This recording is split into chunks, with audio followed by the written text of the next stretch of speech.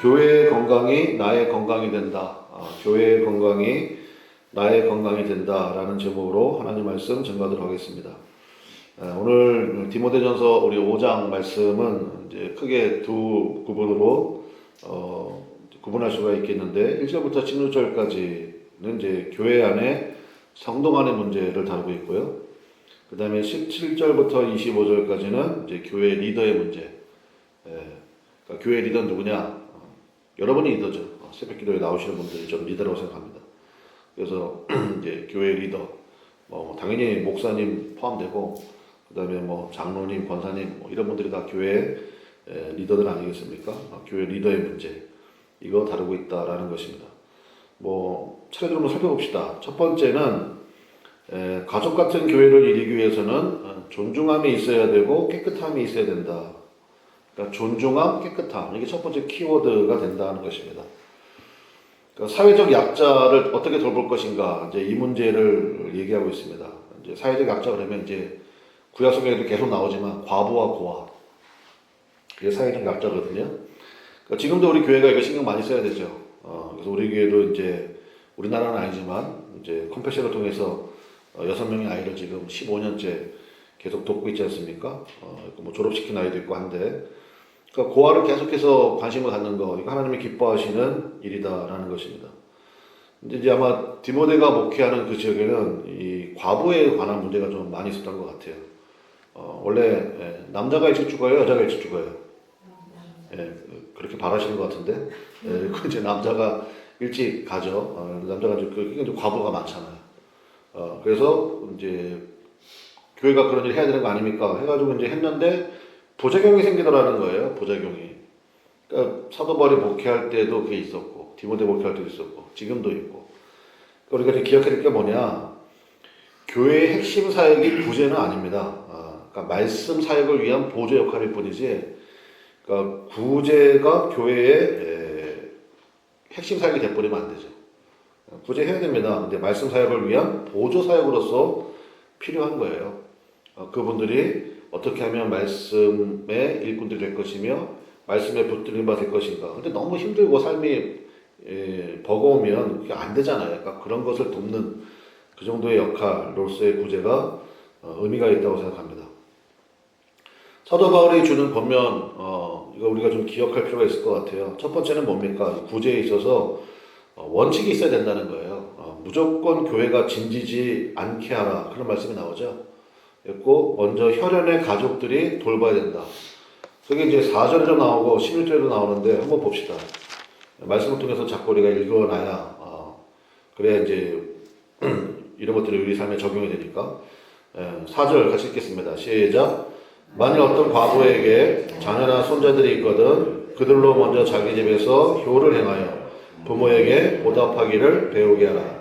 이것이 하나님 앞에 받으실 만한 것입니다. 이거 철저히 가르쳐야 된다는 거예요. 그 다음에 16절도 한번 봅시다. 16절. 시작. 만일 믿는 여자에게 과부 친척이 있거든 자기가 도와주고 교회가 짐지지 않게 하라. 이는 참 과부를 도와주게 하려 함이라. 그래서 사도 바울은 참 과부, 그럼 반대말은 뭐겠어요?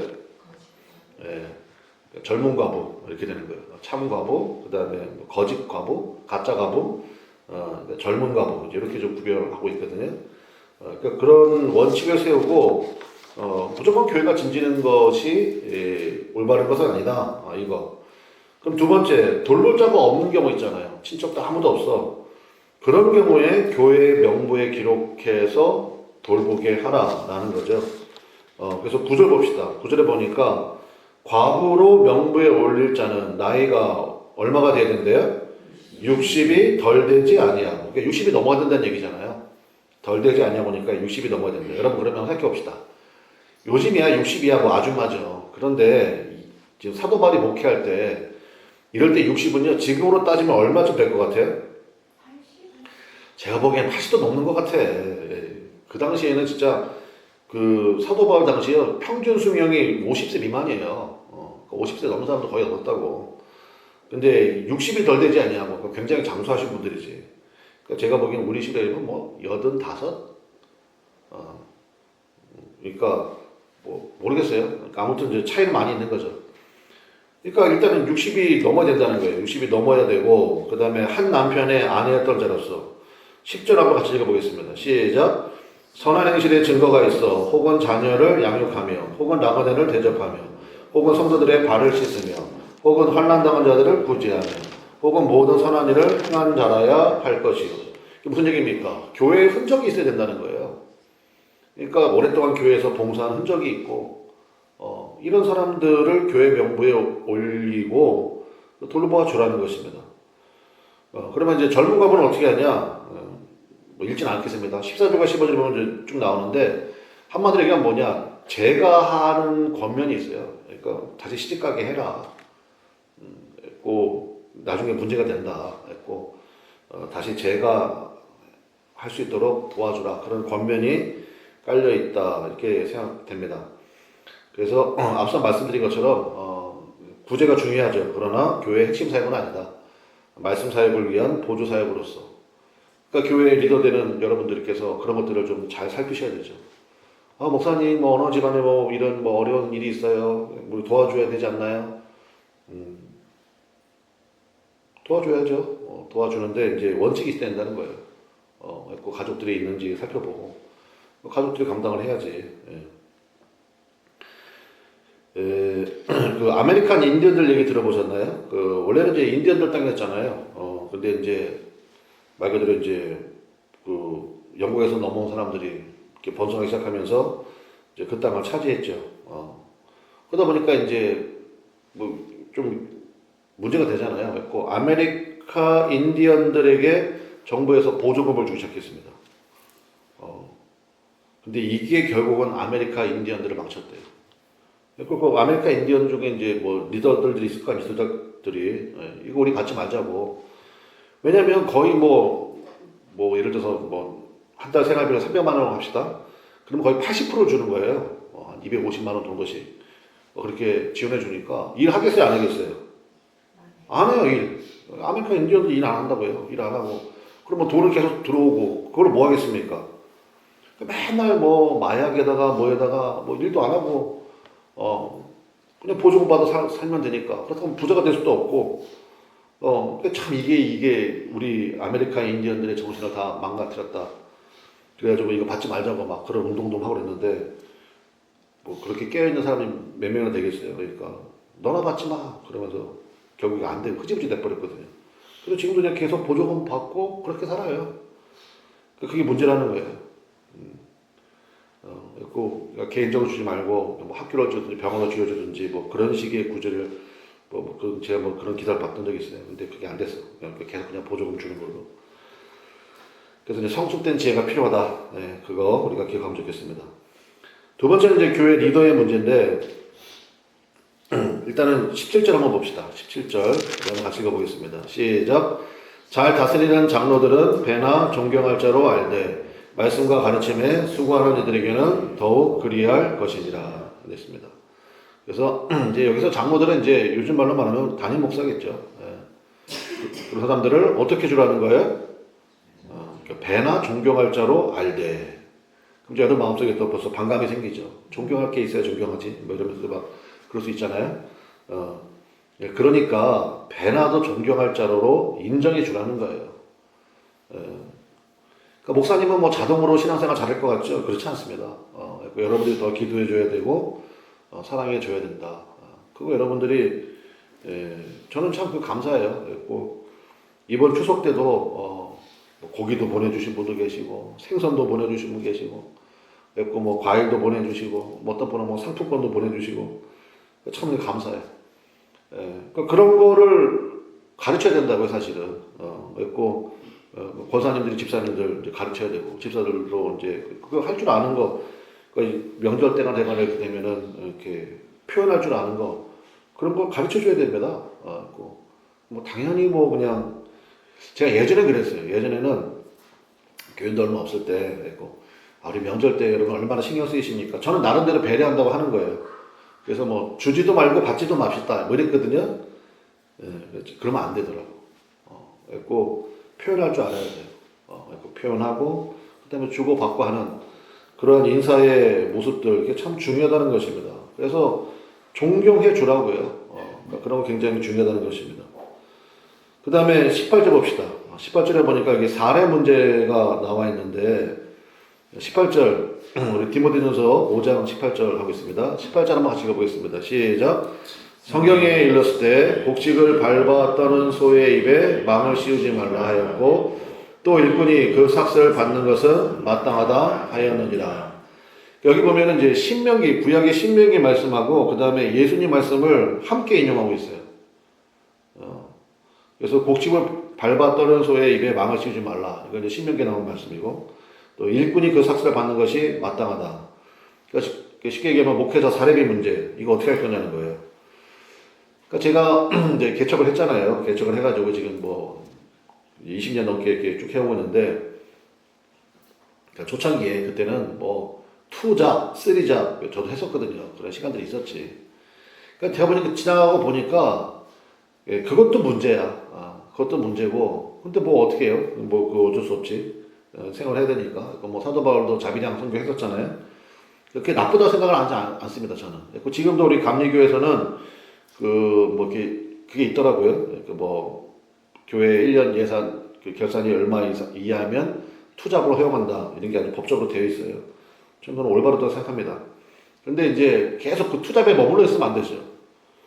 그리고 저도 그 투잡, 쓰리잡 할 때요 기도 많이 했어요. 하나님 말씀에 집중할 수 있는 그런 목회를 할 수 있도록 도와주세요. 그런 기도 많이 했거든요.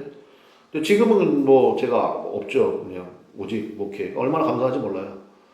반면에 어이없는 사례를 요구할 때도 많이 있습니다. 제가 여기서 뭐 다 얘기하면 여러분 너무 충격받을까봐 얘기 못하겠는데 억대 연봉 받는 목사님이 되게 많아요. 그리고 목회비도 뭐 따로 받고 뭐하고 따로 뭐 되게 많더라고. 내가 보면서 참 저는 좀 지나친 게 아닌가 이런 생각이 들었는데 그러니까 한마디로 얘기하면 뭐예요? 적정선 이게 참 중요한 것 같아요. 적정선. 그래서 제가 참 존경하는 목사님께서 그런 얘기 한번 해주시더라고요. 교인들이 이제 11조 생활 하잖아요. 교인들이 이제 11조 생활하면 대충 교인들의 평균 수입 정도가 대충 이제 진단되지 않습니까? 거기에서 한 80% 정도 수준으로 담임 목사를 대우하는 게 좋다. 그게 맞는 것 같아. 제가 봐도. 근데 뭐 그게 안 된다 그러면 최소한의 기본적인 생활을 할 수 있도록 교회에서 부담해주고 하는 거. 그냥 뭐 적정선. 그러니까 우리에게 주신 상식이 있거든요. 전 상식이 참 중요하다고 생각하는 목사 중에 한 명입니다. 상식이 있어야 거기서 참된 영성이 나와요. 보면 상식적이지 않은 사람 있잖아요. 그 사람들 기도 많이 하고 그러면 굉장히 위험한 거예요, 사실은. 하나님께서 우리에게 주신 커먼 센스가 굉장히 중요하다고. 이제 사례 문제, 그 정도만 정리하고 갑시다. 그 다음에 그 19절에 보니까 이제 잘못할 때가 있잖아요. 19절 봅시다. 같이 읽어볼게요. 시작. 장로에 대한 고발은 두세 증인이 없으면 받지 말 것이요. 무슨 얘기입니까? 신중하게 대처하라는 거예요. 꼭 객관적 증인이 있어야 된다. 그러니까 여기서 우리가 알 수 있는 게 뭐예요? 아유, 목사님이 다 알아서 했겠지. 그러지 말라는 거예요. 안정장치를 두라는 거예요. 안정장치를. 이거 굉장히 중요한 거죠. 그러니까 아유, 뭐 목사님이 뭐 틀림이 뭐 없겠지. 그러지 말라는 거예요. 반드시 점검할 수 있도록 제도적인 장치가 있어야 된다. 그 다음에 그 20절 보면 굉장히 무서운 말씀이잖아요. 20절, 이게 제가 읽을게요. 범죄한 자들을 모든 사람 앞에서 꾸짖어 나머지 사람들로 두려워하게 하라. 이게 이제 맥락 속에서 보면은 장로들이 범죄했을 경우, 이제 두세 증인 이상을 했는데 이제 범죄가 드러났어. 그러면 모든 사람 앞에서 꾸짖어. 그러니까 한마디로 말하면 망신 받는 거지, 진짜. 그리고 나머지 사람, 저렇게 하면은 참 부끄러움 당하는구나. 엄하게 처벌하라. 저 이것도 의미가 있다고 생각합니다. 그래서 제가 그런 거 많이 봤는데 요즘에 목사님들 보면은 그 CCTV 다는 목사님들 되게 많아요. 그러니까 목회자실에, 목양실에. 뭐 자꾸 이상한 문제, 여기서 얘기 안 하겠습니다. 여러분 다 아실 만한 그런 내용들이잖아요. 그래가지고 일부러 CCTV 달아오는 분들 많이 있어요. 또 이렇게 악한 세력들도 있잖아요. 또 음해하고 막 없는 얘기 지어내고 그래가지고 저한테도 어떤 분이 이렇게 고면하시더라고. 목사님 목양실에도 CCTV 다세요. 제 목양실에는 저와 제 아내 외에는 출입 금지라서 괜찮습니다. 그리고 아직은 임시 초소잖아요. 그러니까 저도 목양실이 있으면 좋겠어요, 여러분. 네. 네, 저기 이제 여러분 기도실로 만든 거예요, 사실 기도실로. 근데 어쨌든 그렇습니다. 했고 나중에 좀 이렇게 뭐 그렇게 되면 저는 뭐 목양실에 여러분들 들어와도 되지 않나요? 근데 이제 그건 좀 의미가 있는 것 같아요. 서로의 안전을 위해서 안전장치 이렇게 해두는 거. 아유, 뭐 기도하는 사람이 무슨 일이 있겠어? 되게 많더라고. 그러니까 그런 거는 시스템적으로 잘 해놓을 필요가 있겠다. 굉장히 중요하잖아요. 2000년 전에 벌써 이제 사도 바울도 목회하면서 그런 경우 많이 본 것 같아요. 그러니까 이렇게 준비해라라는 거. 그 다음에 리더의 자기 관리 뭐 이 정도 얘기하고 마치면 될 것 같은데 네 가지 얘기예요. 그러니까 이거는 여러분들도 다 포함된 제가 새벽기도 나눈 것도 리더라고 생각한다니까. 그러니까 여러분도 이거 굉장히 이런 기준을 가지고 있어야 돼요. 예를 들어가지고 목사하고 여러분하고 손발이 맞아야지. 목사는 저렇게 생각하는데 교회에 있는 구성원들은 아무도 그렇게 생각 안 해요. 그게 뭐야 하는 거예요. 그러니까 새벽기도 통해 가지고 우리가 정식 교육 받는 거야. 그래가지고 그렇구나. 이렇게 말씀 속에서 확인하고 그럼 여기가 동의가 되고 여러분이 그러면 동의가 된다는 게 뭐예요? 은혜 받는다는 거 아니에요? 그렇지, 맞아. 그럼 이제 그렇게 기둥을 세워 나가야죠. 그래야 하나님의 교회가 튼튼히 서가지. 자, 네 가지인데 첫 번째는 뭐냐? 편견이 없어야 된다는 거예요. 21절입니다. 같이 읽어보겠습니다. 21절 시작. 하나님과 그리스도 예수와 택하심을 받은 천사들 앞에서 내가 엄히 명하노니 너는 뭐가 없이 편견이 없이 이것들을 지켜 아무 일도 불공평하게 하지 말며. 그러니까 기울어진 생각은 안 된다는 것입니다. 그래서 교회는 절대로 편가르기 하면 안 된다. 그래서 뭐 고향이 어디세요? 뭐 어느 학교 나오셨어요? 뭐 정치는 파란색이에요, 빨간색이에요? 뭐 이런 거 하지 말라는 거예요. 편가르기 하지 말라. 그 기울어진 생각은 안 된다. 이거 참 중요하다고 생각합니다. 두 번째는 뭐냐? 함부로 안수하지 말래요. 그러니까 여기서 안수는 건 뭐냐면 임명을 얘기하는 거예요. 임명. 22절이거든요. 22절은 제가 읽어볼게요. 아무에게나 경솔히 안수하지 말고. 그러니까 아무나 경솔히 임명하지 말라는 거예요. 다른 사람의 죄에 간섭하지 말며 내 자신을 지켜 정결하게 하라. 그래서 뭐 장로님, 장로교로 얘기하면 안수집사, 우리 교로 얘기하면 권사님, 함부로 세우지 말라는 거예요. 그냥 세워놓고 그냥 또 그냥 말 안 한다고 그냥 힘들어하고 그런 분들 되게 많아요. 제가 보면은 그래서 누가 봐도 저분이 벌써 근데 이제 그래도 이런저런 이유로 해가지고 나중에 세웠다가 그냥 물을 수도 없고 신중히 해야 된다는 거죠. 함부로 안수하지 말고 임명하지 말라는 거예요.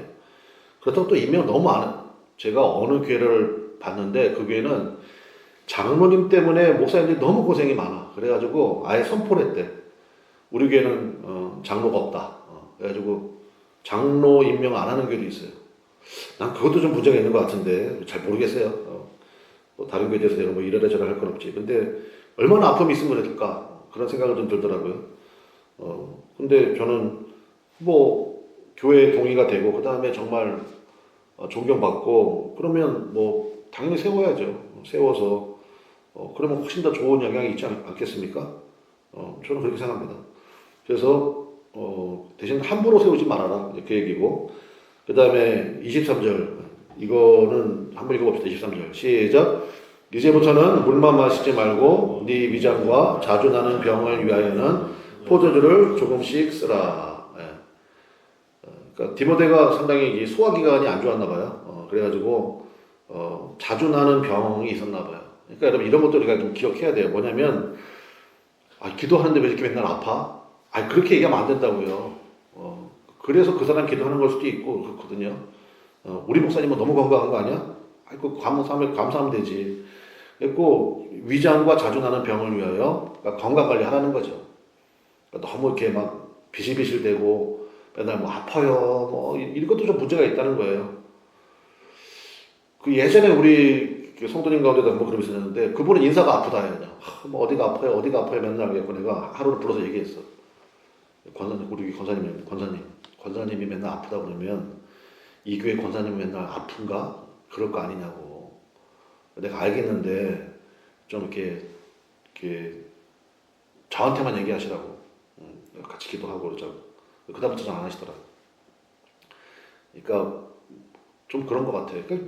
여러분들 건강하십시오.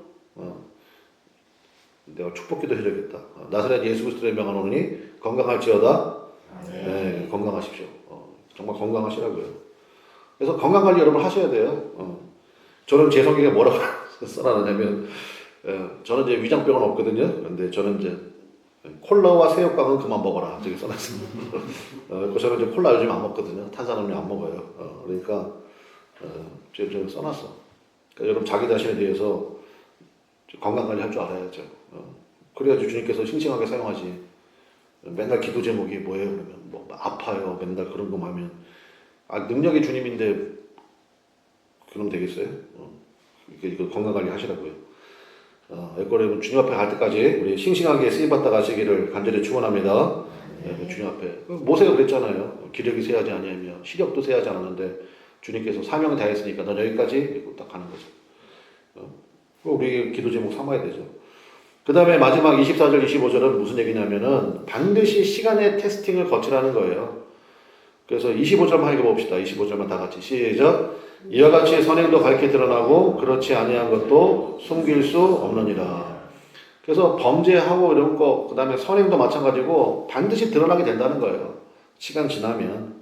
그러니까 뭐 나를 뭐 알아주지 않는다고 해서 섭섭할 것도 없고요. 그 다음에 뭐 안 들켰어 다행이야. 그리고 그렇게 영원토록 가지 않아요. 반드시 들통납니다. 뭐 어떤 분이 재밌게 얘기했대. 원래는 11계명이라고 그러잖아요. 10계명이 아니라. 왜? 11계명이요? 11번째 계명이 뭔데요? 절대 들키지 말라. 그 11번째 계명이래. 여러분이 심령이 악해가지고 웃질 않잖아. 근데 웃어야 되는 건데. 근데 어쨌든. 그러니까 그런 거 없다고요. 다 들통난다고. 그러니까 뭐 안 걸렸으니까 다행이야. 그렇지 않아요. 나중에 다 드러나요. 그리고 이미 들통났는데 인격이 훌륭해가지고 그 사람들이 모른 척 해주는 걸 수도 있어. 그러니까 한마디로 얘기하면 뭐예요? 선을 쌓아가라는 거예요. 선을. 숨어서 은밀한 죄 짓지 말고 선을 쌓아가라. 그래야 하나님께서 쓰시지 않겠느냐. 그 얘기입니다. 말씀의 결론 맺겠습니다. 오늘 설교 제목이 교회의 건강이 나의 건강이다 그랬죠. 저는 이거 진리라고 생각합니다. 우리 그나마을의 교회가 주의 말씀으로 건강한 교회 되기를 간절히 축원합니다. 그럼 어떻게 해야 그렇게 됩니까? 여러분이 건강하셔야 돼요. 우리가 찬송 불렀잖아요. 눈물이 있고 교회를 위한 눈물이 있고 말씀이 있고 그래야 됩니다. 그래야 깨끗해지죠. 그리고 여러분이 무의식하는 가운데 우리 눈꺼풀은 계속 깜빡깜빡 거리잖아요. 닦는 거예요. 촉촉해야 되니까. 그래서 여러분 신경도 마찬가지예요. 촉촉함이 있어야 됩니다. 그게 부드러운 땅이고 옥토예요. 그래야 내 심령이 건강하고 여러분의 심령이 건강해야 우리 교회가 건강한 거 아니겠습니까? 그래서 교회가 건강하고 싱싱하도록 우리 함께 노력해 갑시다. 무엇보다도 다시 한번 강조하겠습니다. 눈물이 있어야 된다는 거예요. 성도를 향한 눈물, 불쌍히 여김, 그 다음에 세우신 주의 종을 향한 기도, 그게 있어야죠. 저도 마찬가지고요. 그래서 서로 정말 우리 교회는 주님 쓰시기에 뭐 사도 바울이 늘 얘기하잖아요. 그릇론 깨끗한 그릇 쓰신다. 그래서 깨끗해지고 그 다음에 무엇보다도 성도 간에 깊은 존중이 있는 그런 교회 되시기를 주님의 이름으로 간절히 축원합니다. 기도하겠습니다. 다 같이 주여 한번 부르고 하나님 건강한 교회 되기 원하고 무엇보다도 주님을 향한 뜨거운 사랑이 넘치는 교회 되게 하옵소서. 그 사랑이 옆으로도 확산되어서 우리 성도 간에 깊은 존중이 있는 교회 되어지기 원합니다. 기도할 거 많네요. 우리 그런 제목들을 놓고 주 앞에 간절히 기도하며 나가도록 하겠습니다. 다 같이 주여 한번 부르고 간절히 기도하겠습니다. 주여 우리 하나님 아버지 역사하시고 인도하여 주옵소서. 주님의 은혜가 같이 되기를 바랍니다. 주의 말씀이 같이 되기를 바랍니다.